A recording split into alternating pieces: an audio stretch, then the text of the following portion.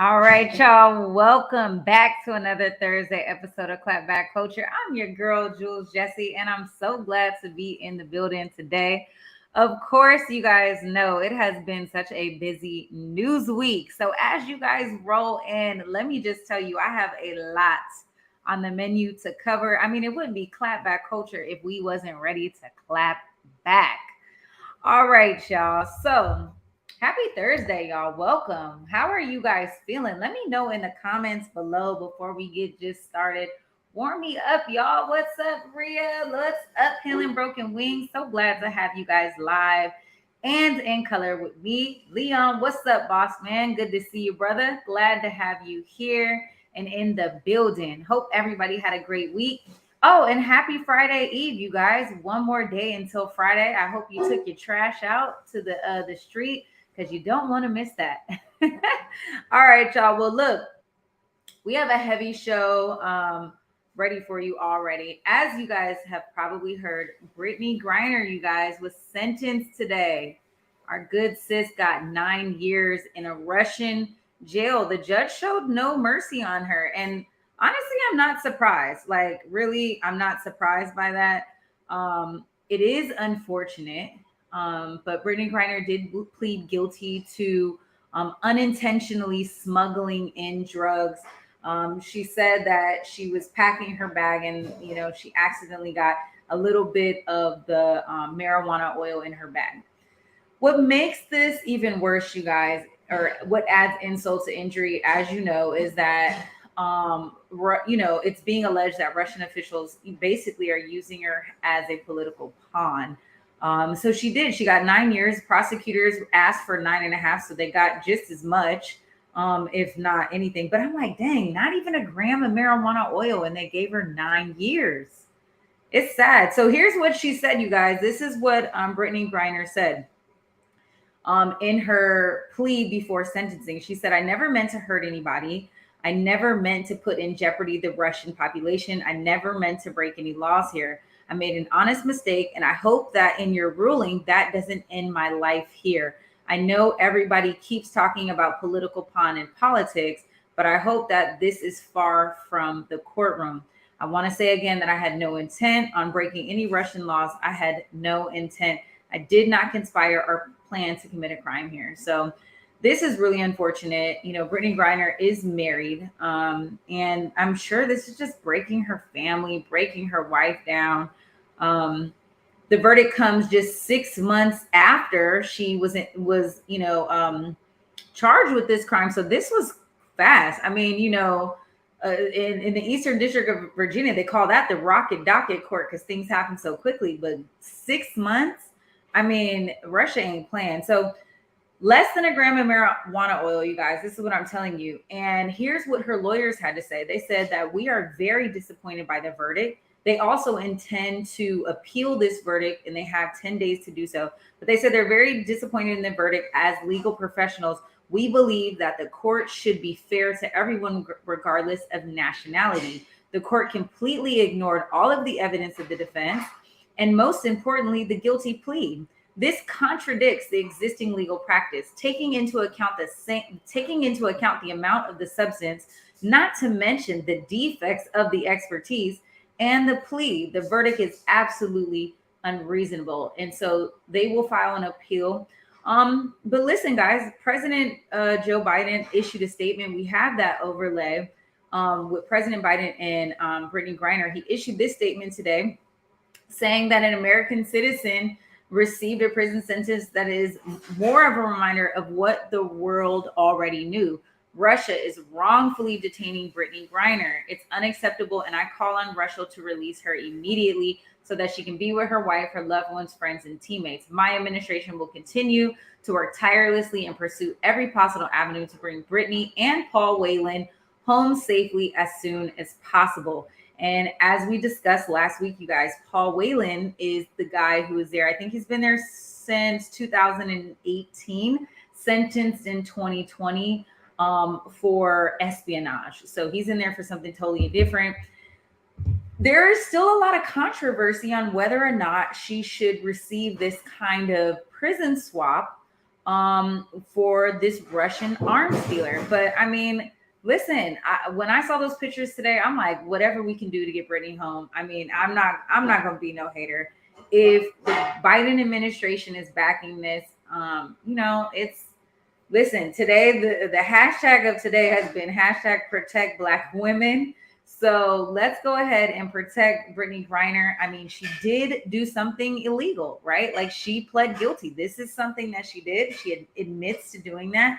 Is this something that we need to consider in terms of a prison swap? I don't know. You guys tell me. I mean, John Juber saying they need to release her. Leon saying we need to get her home. This is a real shame. I'm glad you guys all think so. I mean, 9 years for less than a gram of marijuana oil. Golly, it's not even a leaf. I mean, you guys in Seattle, I already know you guys are keeping it lit. So this right here is just too much. Not over marijuana of all things. So, Brittney, we love you. We keep you in our prayers, and our prayers are with your family. And we are going to continue to push our government and all these officials that have some power to do something to bring you home. So you will not have to do those 9 years. I know sentencing day is like a very, very, very devastating day for everybody involved. So Brittney won't even be able to speak to her family. She has to wait like a week. Imagine that. All right, y'all. This is some more drama and a crazy, terrible case. Remember I talked to you guys about the 2 girls that got shot, one injured, one critically injured, and one died at the subway. Okay, well, this is clearly a trend. A Brooklyn McDonald's worker is now clinging to life after being shot in the neck over cold French fries at McDonald's. Can you guys believe this? So basically, an irate customer is complaining about the cold fries. She is on FaceTime with her 20-year-old son, you guys. And the son pulls up to the McDonald's. Well, 23-year-old Matthew Webb, that's the employee who worked there, he is now brain dead after being shot in the neck during the confrontation with the son. Y'all, I can't make this up. The shooting stemmed from an argument, like I mentioned, over the cold fries. And Lisa Fulmore, the mama, who should also be charged in this, if you ask me, she's the instigator. So her son, Michael Morgan, 20 years young, you guys, he joined his mom. The fight escalated. They were in the restaurant. They took it outside. No sooner did they go outside, did Morgan pull out a gun and shot the fatal shot to the neck. Here's the catch. I mean, here's the 2 on the 10, you guys. Not only was Morgan arrested, this is the 20-year-old guy. Not only was he arrested and charged with this murder, or right now attempted murder because he is not deceased, but he's brain dead. So I'm sure they'll up the charge. But he's also being charged with murder and criminal possession of a weapon in relation to a killing in October 2020, where he allegedly killed a young man named Kevin Holloman, 28 years old. Stop what you're doing. It's getting out of control. 20 years old, allegedly killed someone back in 2020. Let's just say you were 18 at the time of that. You're just pull up to the McDonald's. And guess what? This happened at like 3:00 in the afternoon. So it's on camera. It's on camera. You can pull it up on YouTube, guys. There's no way I was going to bring this on YouTube for you. But this is crazy. His 18-year-old girlfriend is also being charged in this. Was also charged for possession of a weapon. It is giving too much. I mean, let me know down in the comments below. Like, is this some?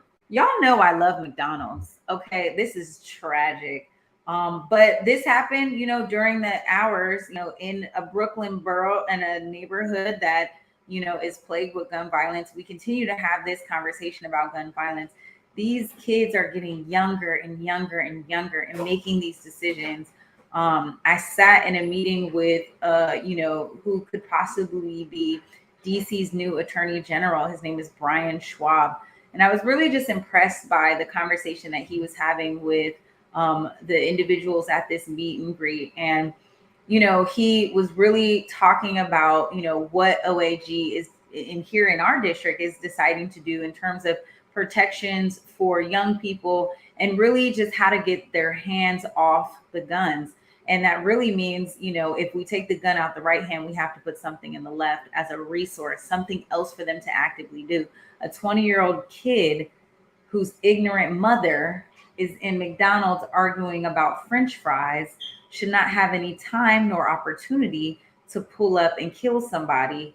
We have to learn how to mediate and resolve conflict a little bit more, but we really have to give something for these kids to live for, because this wasn't even his first murder. So who's to say this is, even his second? So something to think about there. This is an epidemic. Gun violence is an illness, and we got to do something about it. All right. Speaking of emergencies, another public health emergency, you guys, that we got to think about is this doggone monkeypox. I'm going to tell you, if this is not given COVID, I don't know what is, but the Biden administration has finally declared the monkeypox outbreak as a state of emergency. This comes, after the announcement of all the other states that are coming out and saying this is a public health emergency across the United States. And it came, in an announcement from the Department of Health and Human Services. The Biden administration is receiving a lot of criticism on how quickly or lack thereof they have reacted and responded to this. Since the first U.S. monkeypox case was identified in mid-May, there are now more than 6,600 probable or confirmed cases here in the United States. That's a lot. Right now, they're trying to figure out whether or not they can get 5 doses of the vaccine out of 1 vial. But here's the kicker, you guys. It's a 2-doser. So in order to be fully vaccinated, you have to get a double dose. So people are already having an issue trying to get vaccinated for this. And not only that, you have to fit the criteria. So even though this is not a disease, or this is not a virus that is, just being drawn to men who have sex with other men, this is open to everybody. But if you are in that, quote unquote, high risk category where you're a male having sex with other males, then you are eligible for this vaccine, or if you've obviously gotten the virus. Well, listen, guys, there's just, quite frankly, not enough vaccines to go around. So this is a slow draw. This is just something that is just here with us. Okay. Epidemiologists are saying this is not like COVID. It's not as contagious. We do know that some children have been affected, but we're coming on the eve of going back to school. So now we're thinking about, okay, colleges are getting ready to start back up. Schools are getting ready to go back up. There's going to be more contact with one another. What does that look like? Okay. And, even when you think about college, that's a very sexual exploration kind of stage in your life. There's a lot of sex going on campus. And so what does that look like from a scientific standpoint and from a health standpoint? Like, how are we going to, reduce the risk of students who go back to school and, are possibly engaging in risky activities that could further spread this monkeypox? So things to consider, but the Biden administration has called for a public health emergency. Again, like I mentioned, some cities, including New York, San Francisco, California, Illinois, New York, have already declared this. And that is because it will allow them to free up funding and resources for responses of the outbreak. So they'll be able to allocate more funding to support purchasing vaccines, creating vac stations, blah, blah, blah. Everything like we know, like COVID. All right, y'all. Well, no more monkeypox news. Let's go ahead and move on forward. Todd and Julie Chrisley have broken their silence. They're talking about what's going on in their life right now since their legal shakedown, you guys. It's crazy. They were convicted in early June on tax evasion and bank fraud. Julie Chrisley also being charged with wire fraud and could face up to 30 years in prison. You guys know them from Chrisley Knows Best. I don't know if you guys were even fans of that show. I watched it a few times. Todd Chrisley is just out of control, obnoxious, and I love every single bit of him. But yeah, bank fraud and tax evasion convictions are coming to all of these celebrities and hitting them hard. But guess what? They're doing a podcast now. They broke their silence since June, and they're saying, guess what? This is making our marriage stronger. We're coming more together. It's something that we're just going to embrace, and we're going to allow God to just sort things out. I mean, that's usually what everybody says when they get convicted, okay? Listen, you got that come to Jesus moment, okay, when this happens. So Todd Crisley says, I feel like my marriage, for me personally, internally, is the strongest that it's ever been. I feel like for the first time in my life, my marriage, I feel like this for the first time in my marriage. Okay, not even when you first got married. Oh, interesting. He says that I feel like my marriage is feeding a part of me that I didn't even know was starving. I feel like I understand Julie from a different level than I ever did before. I feel like you have opened up more since all of this. So they were talking to each other on the podcast. I mean, listen, 30 years of prison looming in front of you and your wife, that's going to bring you guys a little bit closer, if not pull you further apart. So God bless Todd and Julie Crisley. Listen, get a good accountant, okay? And, get a good accountant. I mean, that's all I can say. Get a good accountant. Pay your taxes, okay? Pay your debts, people. You making a lot of money. Make sure you got people you can trust, and read your own paperwork, you guys. Like, you have to read your own paperwork. I'm sure that they did not intentionally defraud banks or do tax evasions. They hire people to do these things. Todd Crisley even mentioned this as such on his podcast. So this is just one of those things that a lot of celebrities go through, and really a lot of people around the country go through when they hire and outsource these things. But guess what? Your name is on the dotted line, and so you will be held liable. So your name is on there. It's a contract. It's a binding agreement with you and the U.S. government, and you have to abide by that. All right. I don't know if you guys are much of a TikToker or TikTok fans. I haven't really jumped on the platform just yet, but there was a viral video that went out on TikTok, and basically it was exploiting this advertisement of an Airbnb that was advertising the use of a slave cabin. Did you guys hear about this? This is absolutely ridiculous. Well, the Airbnb listing was for an 1830 slave cabin. It has since been removed since this viral video of the property.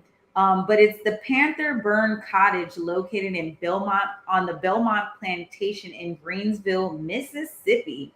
And Airbnb is sending out their apology and saying, that this is not something that they ever would want on their platform. And the new owner of the Belmont Plantation, his name is Brad Hauser. He also apologized for the listing. He says, as the new 3-week owner of the Belmont in Greenville, Mississippi, I apologize for the decision to provide our guests a stay at the slave quarters behind the 1857 antebellum home that is now a bed and breakfast. I mean, what? Like, what are we talking about? I also apologize for insulting African Americans whose ancestors were slaves. Let me just throw that in there too. Like, I want to apologize to all you Black people whose your ancestors were slaves. That it's giving like just an additional, like, I'm sorry y'all were slaves in the past, and I'm sorry that we decided to exploit you and your historical roots by allowing people to stay here in our slave cabin. The TikToker, and rightfully so, his name is his last name is Yates. So Mr. Yates, who is Black, had a conversation with CNN and told them, like, the most outrageous thing about all of this is the Airbnb reviews of people who stayed at the slave cabin, y'all. Highly reviewed. People were really going, staying at the slave cabin, and then going into the main house, into the big house. And that's where they, ate their food and everything like that.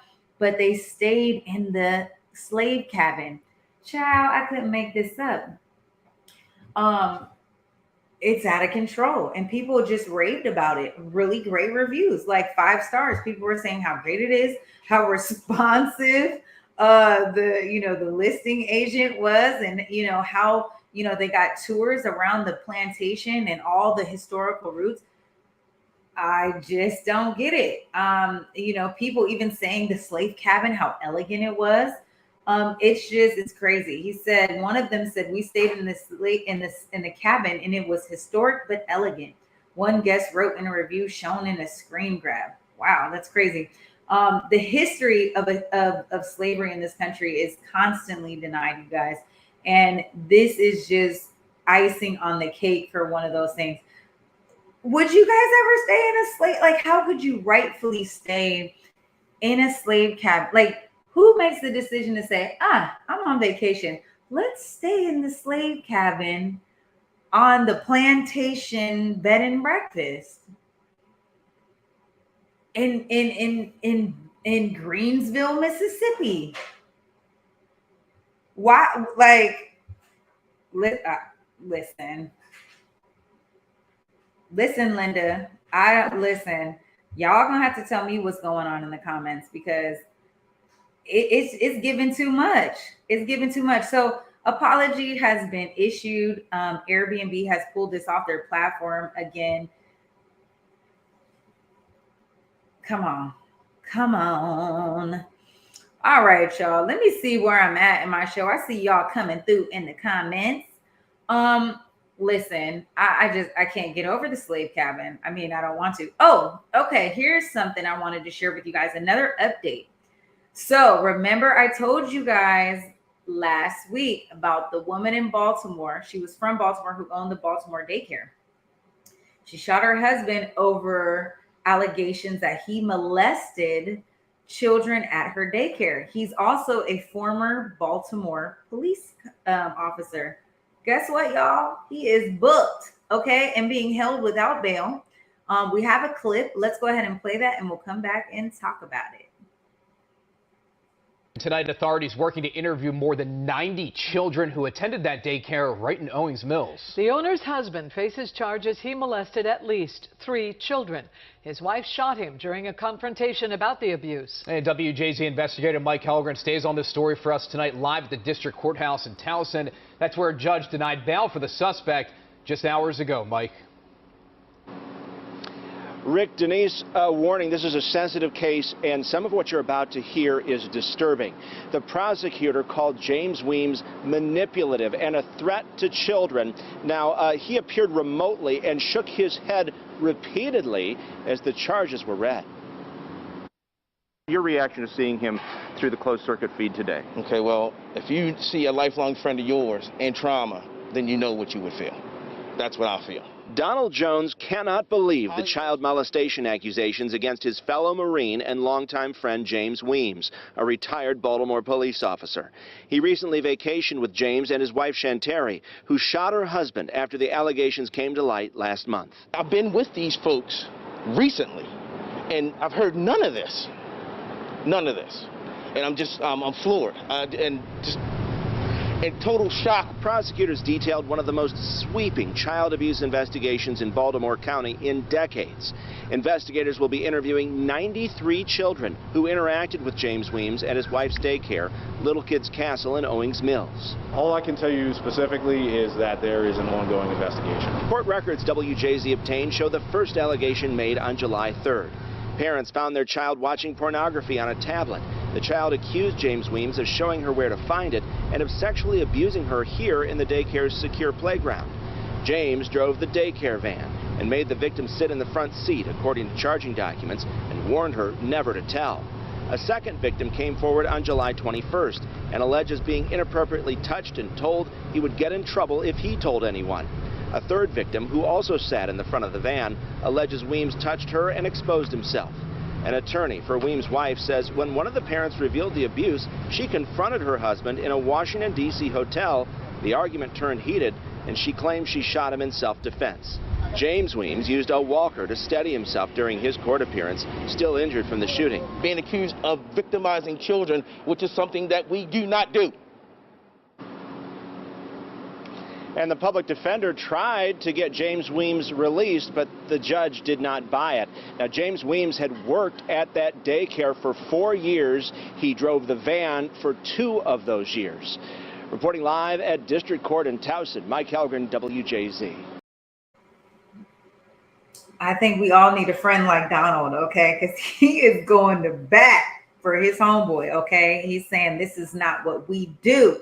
Well, guess what? A judge didn't feel as strongly and said, yeah, not so much. So they did hear testimony from 3 of those kids who alleged that they were sexually assaulted by Weems. And listen, does this change your opinion on the wife? So I told you guys that, you know, as you heard, it was reported that she went into the hotel to address her husband with these allegations to see what he had to say. The conversation got heated. You know, she alleges it was in self-defense. The judge didn't believe it was in self-defense, you know, and still said, nah, this is attempted murder. But does that make you feel any different? Now that we know a judge is also saying, there's enough evidence here to hold you without bail. Oh, man, this is crazy. I mean, is this vigilante justice? Is this street justice? Is this taking justice into your own hands? Or, you know, are both of them wrong in this situation? I don't know. I mean, there's a lot to unpack here, and I think more will come. They've interviewed 93 children that went to this daycare. So listen, it's going to be a fully loaded clip. We don't have the ages of the children that were involved in this case, but sounds like both boys and girls were a part of this sexual scheme that took place in the van. So I don't know, you guys. I mean, the wife is getting a large fan base. There was a lot of people in the courtroom, you know, really advocating for her when she went to court. And, you know, Weems, he had his boy, Donald Jones, standing right there with the Marine mask and everything, just branding it out, saying this is not what we do. So guess what? You are innocent until proven guilty. So we will continue to bring more information as we learn it about this case. But this is pretty dynamic, you guys. This is dynamic stuff. All right. This is going to be our last topic before we take a break. But I want to celebrate and celebrate the citizens of Kansas that value their right to abortion. So they went to the polls, you guys. Here's a clip at what they made a decision on. Let's take a look. The group Kansans for Freedom represents the people who voted no on the Value Them Both Amendment. As we come back across the state line to Kansas, supporters gathered in Overland Park, and that's where Fox 4's Malik Jackson has been tonight, and they are celebrating there. Malik. Yeah, John and Lauren, at 9, I told you the mood in the room was cautiously optimistic. Now that mood has turned to victorious. When they heard the call, the final call that the votes for no had came out on top, there was crying, there was hugs. It was a very emotional scene in this room. And the thing that they keep turning back to and talking about is turnout, turnout, turnout. We saw more than nearly 50,000, absentee ballots for unaffiliated voters turned in. That's in early voting. So that's all early voting that came in before the polls even opened today. Representative Sharice Davis says that this is not a message just for Kansas, but this is a message that they've sent to the world. And the words are that in her words, politicians don't belong in a women's reproductive choice. The overarching message we've heard tonight from organizers to elected leaders and everyday Kansans is that they are proud the movement that they say really picked up most of its steam after the Supreme Court's decision in June, that they were able to reach the milestone, the point that they wanted to reach. And so as the results still come in, it is clear now that the vote no's have won. And now I want to turn you to Ashley Hall, she's of the Kansas of Constitutional Freedom, and she says their movement has proven that people that live in this state have more in common than some would like to think they do. People across the political spectrum have a lot more in common than politicians want them to believe. And I think that that is the struggle right now in our state and in our country. Kansas being the first state to allow voters to go to the ballot since the Supreme Court's overturning of Roe v. Wade in late June. And the voters in Kansas have certainly spoken, putting the no's at the top. Again, when this decision was heard, it was a very emotional room. And everybody in here is pointing to the turnout, the grassroots movement that allowed them to come out on top tonight on this side of the state line in Kansas as the constitutional amendment is voted down. John, Lauren. Malik Jackson, thank you, Malik, in Overland Park. All right, y'all. Big win for Kansas in making sure that women have the right to access their own health care. And I think Catherine said it best, that this is why voting matters. It absolutely matters, you guys, because you see it. And what I always say, your local election is where you can make it happen. So it does not matter what the Supreme Court said in terms of overturning Roe, but we're seeing now that Kansas is coming out. They are fundamentally a red state. So I think Chip is right that we're surprised that it went this way. But listen, this is great. And we're going to see more states voting this way to continue to maintain the rights for women to be able to have access to a safe and really a safe abortion. I mean, let's just call it what it is. And contraception. And, you know, we want to be able to protect same-sex marriages. You know, that's, you know, coming on the table too. So we want to be able to protect these intimate, fundamental rights that are here. So yay, Kansas. And thank you for being a leader in the United States. And we hope many states continue to follow this. We had a conversation here again this evening about it. I told you guys, you know, I met with the candidate for Attorney General here in the District of Columbia. And he mentioned this, you know, here in the district, because we're not a state, we're vulnerable. And so we have non-elected officials who get to have a say so in whether or not women here in the District of Columbia are able to have an abortion. And so that right could be stripped here in this district. So it's interesting that this is, you know, happening around the country. You know, positions like us here in DC, we're extremely vulnerable to whatever the federal government says, because, you know, it's someone else in the government who's voting on it. And if we have a hostile government, you know, right now, because we have, you know, a President Biden as opposed to a President Trump, things are a little bit different. But who's to say how that will be in the next couple of years? You know, that could totally change, and it could totally change how our rights are held here in the district. So some of those things to consider when we think about statehood, you guys, and if we can get DC to become a state. All right, well, look, we are 35 minutes into the hour. Let's take a quick break. And when we come back, you guys, the rapper Mystical is charged again with rape. All right, we'll come back and talk about it. Stay tuned.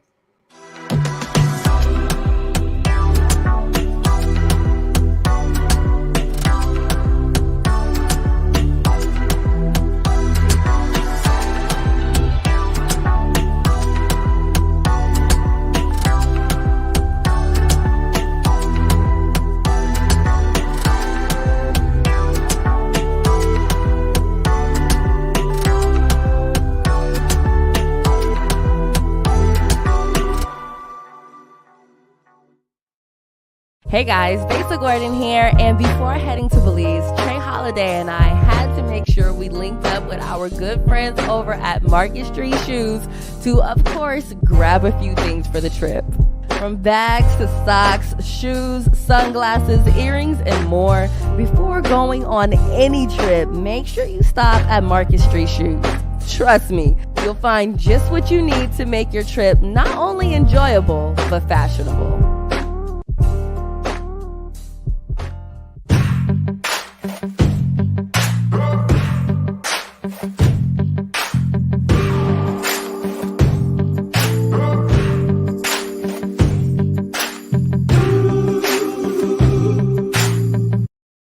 All right, y'all, welcome back. I was sitting back joking with Rodney, who said, again, in terms of Mystical being charged again with or being accused of rape. First of all, this is not something that you want to be accused of. Okay, so he was arrested on rape and strangulation charges, and what's it called? False imprisonment. Okay, and so he was jailed in Louisiana on Monday. He was released on bail, but listen, you guys. Allegedly, he got into an altercation with a young woman. Their argument stemmed from theft of some type of money, or allegedly theft of some type of money, or what have you. But Mystikal's 50-something years old, you guys. Like, he's too old to be going through these changes. He has already done a 6-year prison bid. He was held in a local jail for 18 months on the same charge, which was eventually dropped in another part of the state. But I don't know. I mean, this is just giving like, whoop, whoop, whoop. Here we are again. I mean, I don't know anybody who's charged with rape more than once. We don't know if we have any evidence whether or not the woman received a rape kit, but she did file these charges, so they're out there. I mean, and it's just one of those things where, either if it is true, we shouldn't be surprised. But if it isn't true, he could be a target because he already had a charge like this. And so if someone was being, malicious or vindictive, they could be saying, well, he tried to rape me. And then, it would look crazy in front of the eyes of the court. So Mystikal, the danger rapper, danger. I know. Y'all remember that? And on the floor. I do it right. Man, I don't know. Mystikal's bald now. It's a lot going on with Mystikal. 51 years old, still out here catching rape charges. Not a good look, bro. Somebody on Mystikal's team needs to just tap in and just say, listen, this ain't it. But maybe this is, oh, my earring. Excuse me, y'all. Maybe this is like a fetish of his or something. Maybe he's just interested in the chase, or I don't know. I mean, some people are just into taking the vagina. Maybe that's his thing. Thanks, babe. Maybe that's his thing, y'all. Who knows? Is it given fetish? I mean, it's a very illegal fetish, but it's definitely given fetish. If that's the case, maybe he likes the idea of control. I don't know. Listen, I'm just here moderating a conversation. I'm not even trying to hold you guys too tight. Before we move on with this, there's something really laughable. This is just designers taking stuff way too far. Balenciaga is going to start selling trash bags for almost $1,800, you guys, and social media is trolling them. These are the actual bags. They don't even have Balenciaga labeled on the bag. It's giving, this is not designer. I really do like Balenciaga. Don't get it twisted. They do have really dope shoes and some good handbags. But these trash bags, like $1,800.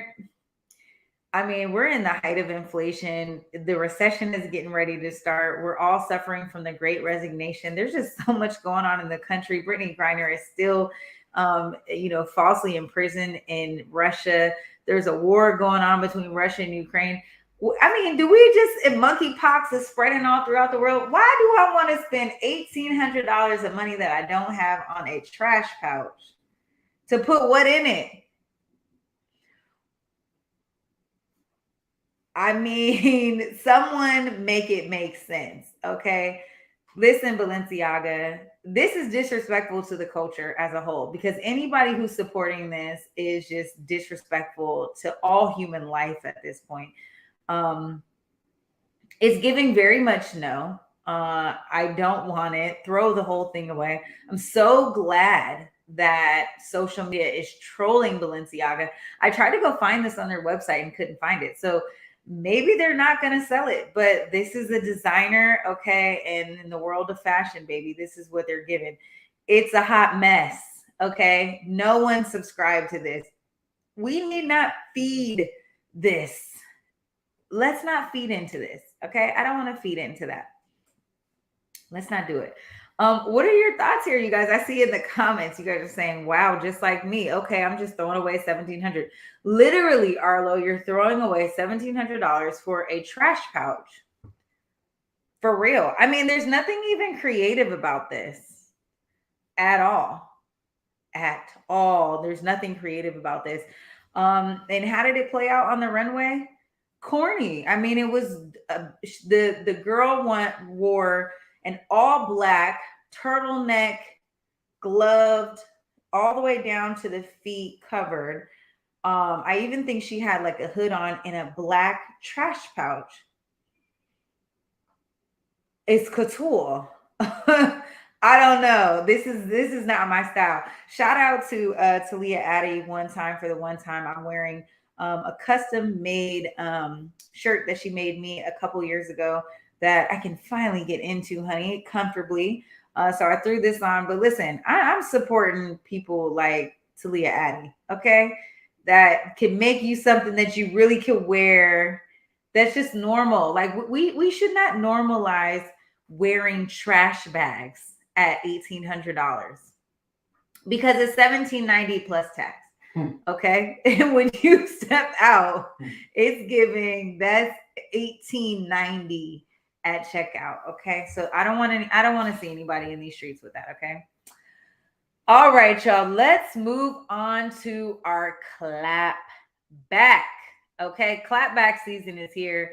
And I don't know if you guys have even listened to the new Beyonce album. I haven't got a chance. It's called Renaissance.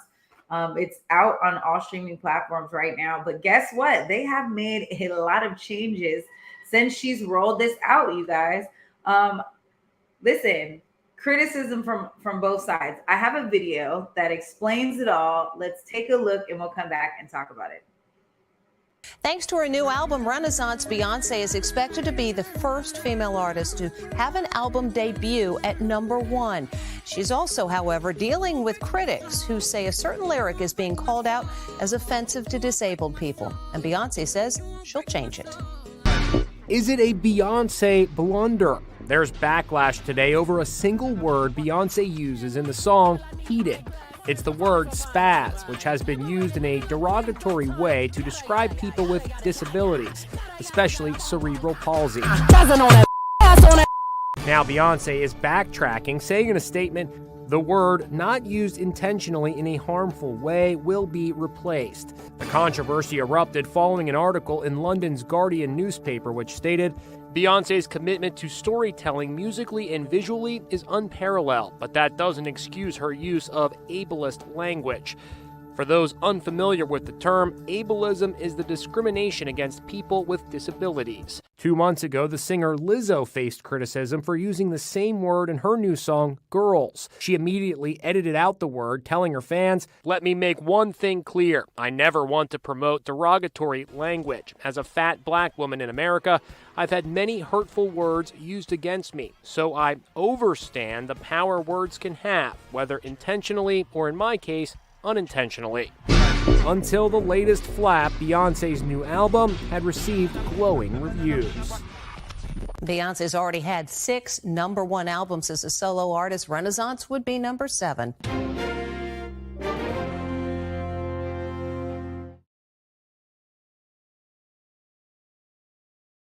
All right. Listen, you guys are now my jury.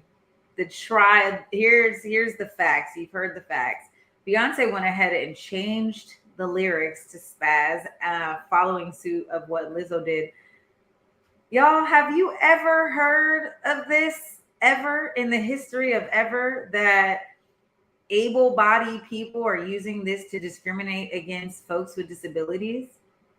Never. I've never heard of this ever until this happened. I didn't even hear about it with the whole Lizzo situation. So until Beyonce's album came out, so can we not say we're spazzing out? I mean, to spaz out means to lose control. Like, I'm spazzing out. So we can't use that in a way that's not derogatory and hurtful. I mean, listen, maybe I don't have enough disabled friends to tell me like, this is a word that hurts people with cerebral palsy. And you want to be sensitive to that if that's the case, but like this is not mainstream. Like we have at some point we're going to lose every single slang term in the dictionary if this is what we're subscribing to. I mean, maybe it's just easier for someone like Beyonce to say, hey, listen, just take it out. We'll move on. You know what I'm saying? I've never, ever heard of this. Catherine's saying she's heard of it. Okay, I've never heard of that. Chip said back in the day, spaz was something that people who were perceived as slow would do. Okay, use it in a sentence, Chip. So people wouldn't say like I'm spazzing out. Oh, you would call someone a spaz, like, oh, that person's a spaz. Chip saying just take it out and move on. I don't know, you guys. I don't think this is a mainstream derogatory thing. Harry Jefferson says, where do these terms come from? Spaz has nothing to do with individuals with disabilities. Spaz to us means to lose control or overdo something. Right. So if you're like saying I was spazzing out, like it is like a term that you're, outdoing it. John Jupiter said they mad at spazzing, but have never said anything about the Crips. What? because they're Crip walk the way they're spazzing out and Crip walking. I don't know. It's slang for spastic, and people do find it hurtful. I think we should not say it. It's not that hard to use different terms. I agree with Leon. It's not that hard, but I also think that this is not a mainstream derogatory word. I think I've never heard anybody say this ever in a derogatory way, except for using this on themselves to say like, man, they spazzed out or I spazzed out, which is like to lose control. So I'm not sure why we're making such a big deal about that. I honestly can't subscribe that this is a big deal. But again, if this is a hurtful subject, I mean, you got someone like Beyonce who has over 2 million followers on Instagram who said, listen, I don't have time for the drama or the headache. I'll just take it out. Lizzo following the same thing. I mean, this is probably one of the great things about social media is that, people can be their own advocates and say what they want. I wish we did this more in politics where people would be able to just use these platforms to get what they want. Even if able-bodied folks like me just don't understand. So maybe ignorance is bliss in this moment. But yeah, I've never heard of this. Maybe this is, Black people don't know about this, y'all. I'm telling you, this is not a thing. I mean, am I alone on that? Like, I've literally never heard of this until right now. So welcome to 2022, where I'm being educated on all of this. So yeah, there's that. Even Beyonce didn't know. If Beyonce didn't know, and she's got over 2 million people that she's around, I mean, that can tap in. Like, if Beyonce didn't know about this, y'all, Lizzo didn't know about this, I'm telling you guys, this is a cultural thing. Honestly, this has not stepped into Black culture until literally right now, into this year.